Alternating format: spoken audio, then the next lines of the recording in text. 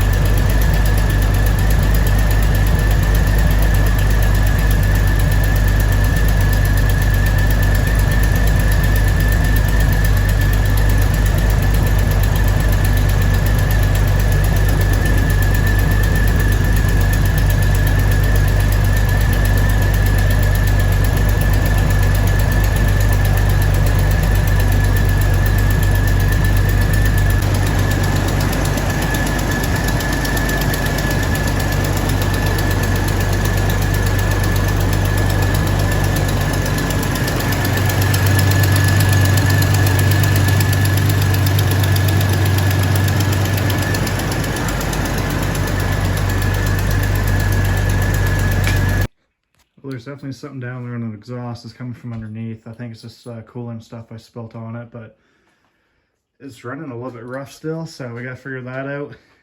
And she's still smoking. The garage is just full of exhaust and stuff. I opened the door, but I'm gonna have to open the garage door here. It's pretty bad in here. Alright, so now she's running with no codes or anything at all. Just throwing 3 codes. I'll put them up on the screen what's coming up. But anyways, me and my buddy were just looking through everything. We went through all the connectors and shit, and we finally found it. So it was tucked back here. That's why I didn't notice it at first, but it was this one here, which was causing all the codes to be thrown. I'm not 100% sure what it does, so if you guys know, just comment down below and let me know. I don't feel like tracing and seeing where I went, but it's throwing those codes I just put on the screen, and yeah, it's running good again. This here, I forget the proper name is, but I ordered that metal tube there. It's goes to the heater core. I leaned on it when I was working on stuff, so down there it's actually cracked and it's leaking. So I ordered a new one. It's like 20 bucks. It'll be here Monday. So once I throw that on there, I'll be taking it for a drive and seeing how it does. Hopefully it runs good and have no other issues. Also, I did an AC delete. I just have this here for now until the brackets come in, because I'm moving alternator up here.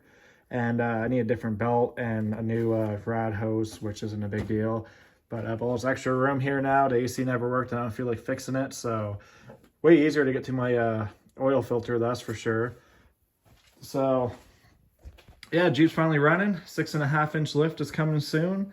And yeah, I'm gonna do some other little things here and there and get it fixed up a bit more, fix a few other smaller things that's wrong with it, and hopefully it'll be good to go.